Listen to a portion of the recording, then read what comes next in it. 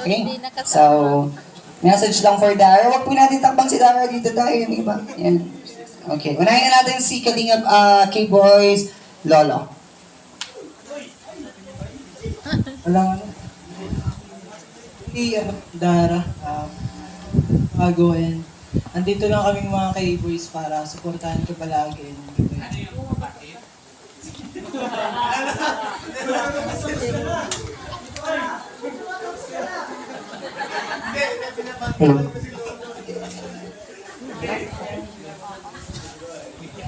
Dito ka na, sabi niya. Kahit konting panahon pa lang kami nagsama, nakikita ko sa kanya na napakabait.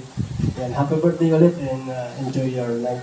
And ayun, agad naming lahat yung tagumpay sa buhay mo. And ayun, kung dati dalawa lang kayo sa bahay nyo, ngayon marami na kaming kapamilya mo.